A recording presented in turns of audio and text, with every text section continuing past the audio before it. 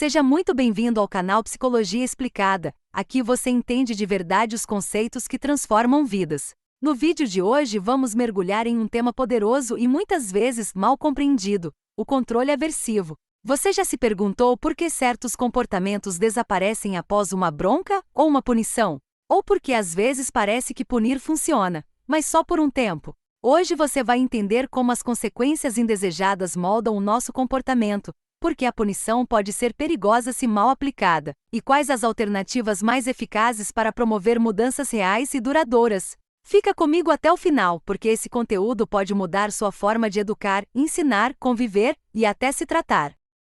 Na análise do comportamento, aprendemos que o comportamento operante é sensível às consequências que gera no ambiente. Se essas consequências aumentam a probabilidade de o comportamento se repetir, falamos em reforço. Quando o comportamento é seguido por consequências que o tornam menos provável no futuro, estamos falando de controle aversivo, um conceito central, mas frequentemente mal compreendido.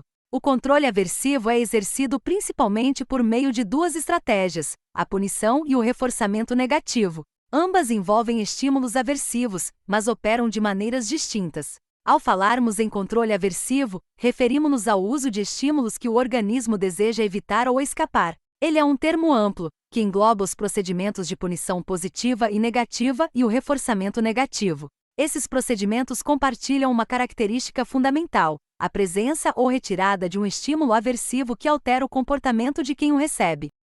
A punição, como se sabe, é uma consequência que diminui a frequência de um comportamento. O reforçamento negativo, por sua vez, aumenta a frequência de um comportamento por meio da retirada de um estímulo desagradável. Um ponto importante a ser ressaltado é que quem é punida não é a pessoa, mas a resposta. Dizer que o organismo foi punido é impreciso. O correto é afirmar que uma resposta foi punida, pois isso nos permite identificar com mais clareza a relação entre o comportamento e sua consequência.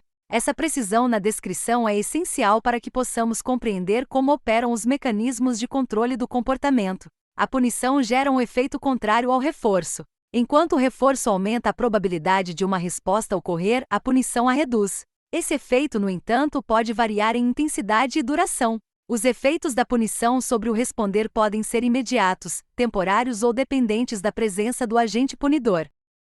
Quando a punição é intensa e aplicada imediatamente após a resposta, ela tende a ser mais eficaz em suprimir o comportamento. Contudo, esse efeito é geralmente temporário. A resposta tende a retornar quando a punição é suspensa ou o agente punidor está ausente. Além disso, a punição pode produzir efeitos colaterais indesejáveis, como respostas emocionais de medo, ansiedade, fuga ou até agressividade. Isso acontece porque os estímulos aversivos eliciam reações emocionais intensas que podem se generalizar para outros contextos.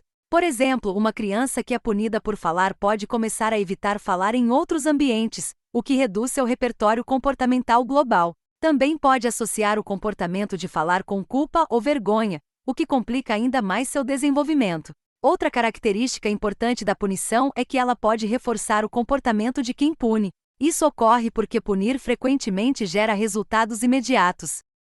O comportamento indesejado cessa temporariamente, o que serve como reforço positivo para o punidor. Pais que gritam com filhos e observam o silêncio imediato da criança tendem a repetir essa estratégia, pois obtêm alívio, reforçando a punição como forma de controle. Além disso, estímulos punitivos podem adquirir propriedades discriminativas. Isso significa que a presença do estímulo punidor passa a sinalizar que reforço está disponível caso o comportamento adequado seja emitido. É o caso do professor Severo, cuja simples presença faz com que os alunos fiquem quietos e atentos, pois sabem que o descumprimento das regras será punido. Assim, o estímulo aversivo passa a exercer controle sobre o comportamento de forma antecipatória. Um dos efeitos mais complexos da punição é sua capacidade de suprimir respostas que vão além daquela que foi punida. Quando um comportamento é punido, muitas vezes outros comportamentos relacionados ou que ocorrem em sequência também são inibidos. Isso pode gerar um empobrecimento do repertório comportamental do indivíduo, comprometendo seu desenvolvimento ou sua capacidade de adaptação em diferentes contextos. A criança que é punida por falar alto, por exemplo, pode acabar deixando de participar de interações sociais em geral, mesmo quando seria apropriado se expressar. É importante ainda distinguir claramente a punição negativa da extinção. Ambas envolvem uma redução da frequência do comportamento, mas por razões diferentes. Na extinção, o comportamento deixa de produzir a consequência reforçadora que o mantinha. Já na punição negativa, há uma nova consequência, a retirada de um estímulo reforçador após a resposta. Por exemplo, se uma criança perde a mesada ao falar palavrões, estamos diante de punição negativa. Mas se ela continua falando palavrões e seus amigos deixam de rir, o comportamento está em extinção, pois o reforço social foi suspenso. Além disso, a extinção tende a gerar uma redução gradual do comportamento, enquanto a punição, quando eficaz, produz uma redução imediata. No entanto, a punição tende a ser mais aversiva emocionalmente, gerando reações como choro, raiva, fuga e esquiva. Há casos em que a punição pode até se tornar reforçadora, como quando a palmada adquire valor simbólico ou social para o punido, transformando-se em uma forma de atenção ou validação. Isso demonstra a complexidade e os riscos envolvidos no uso de estímulos aversivos. Outro efeito colateral do controle aversivo é a supressão de comportamentos paralelos. Por exemplo, se Joãozinho leva uma bronca por estourar balões durante uma festa, ele pode deixar não apenas de estourar balões, mas também de dançar ou interagir com outras crianças. No ambiente terapêutico, isso pode ser desastroso. Comportamentos desejáveis podem ser inibidos simplesmente porque ocorreram próximos a um comportamento punido. Após a punição, o organismo pode desenvolver respostas incompatíveis ao comportamento punido. São comportamentos alternativos que tornam impossível a emissão simultânea do comportamento indesejado. Um rapaz que costuma telefonar para a ex-namorada às 3 da manhã pode, por exemplo, entregar o celular a um amigo antes de dormir. A entrega do celular é uma resposta incompatível com a de ligar para a ex. Outro exemplo é de uma moça que, após sofrer muito com o fim de um relacionamento, passa a terminar futuras relações ao menor sinal de envolvimento afetivo, como forma de se proteger da dor. Essas respostas incompatíveis são eficazes para impedir o comportamento punido, mas também podem limitar o repertório e dificultar a aprendizagem de respostas mais saudáveis. O contracontrole é um fenômeno interessante que ocorre quando o organismo tenta escapar do controle aversivo. Alunos que só fazem os exercícios quando o professor está olhando, ou filhos que fingem que tomaram um banho para evitar broncas, estão emitindo respostas de contracontrole. Essas respostas não eliminam o estímulo aversivo, mas o evitam por meio da manipulação do ambiente ou do comportamento do outro. Elas surgem como consequência direta do uso excessivo ou inadequado de punição e reforço negativo.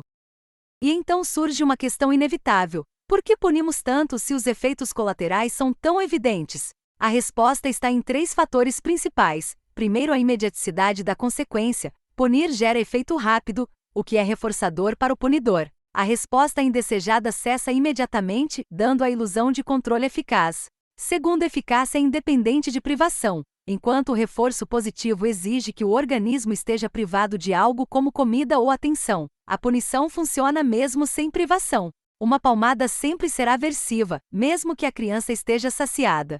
Terceiro, a facilidade no arranjo das contingências. Punir é mais simples do que estruturar reforços positivos ou treinamentos diferenciados. Reforçar exige planejamento, tempo e atenção, punir é imediato. Diante disso, é fundamental considerar alternativas ao controle aversivo. A primeira delas é utilizar reforço positivo em vez de reforço negativo. Elogiar um comportamento desejado tem maior potencial de mantê-lo no repertório do que retirar um estímulo aversivo após a resposta. Por exemplo, um treinador de boxe pode destacar os golpes corretos de seu aluno em vez de repreender os erros. Uma namorada pode elogiar os comportamentos carinhosos do parceiro em vez de criticá-lo duramente pelos vacilos. Outra alternativa é o uso da extinção no lugar da punição. Embora menos imediata, a extinção é menos aversiva e não gera tantos efeitos colaterais. Se a criança grita para obter atenção, e os pais ignoram esse comportamento de forma consistente, ele tende a desaparecer por falta de reforço. A extinção, contudo, exige constância, pois o comportamento pode inicialmente aumentar de intensidade antes de desaparecer, o chamado surto de extinção. Também podemos utilizar o reforçamento diferencial, uma das ferramentas mais elegantes da análise do comportamento. Trata-se de reforçar apenas as respostas desejáveis, ignorando ou não reforçando as indesejadas. Um terapeuta, por exemplo, pode deixar de reforçar queixas e reforçar falas construtivas, ajudando o cliente a reorganizar seu repertório verbal e emocional. Por fim, o analista Israel Goldiamond propôs o aumento da densidade de reforços para comportamentos alternativos. Em vez de focar na eliminação de um comportamento indesejado, ele defendia a construção ativa de novos repertórios reforçados. Isso se aplica tanto ao uso da maconha quanto ao uso de instrumentos musicais. Se quisermos que uma pessoa pare de fumar ou de tocar algo inadequado, devemos oferecer reforços frequentes e potentes para outras atividades que possam substituir o comportamento antigo. Se este conteúdo fez sentido para você, não esqueça de curtir, comentar e se inscrever no canal. Aqui, cada vídeo é feito com carinho para te ajudar a entender profundamente os caminhos da psicologia. Até o próximo!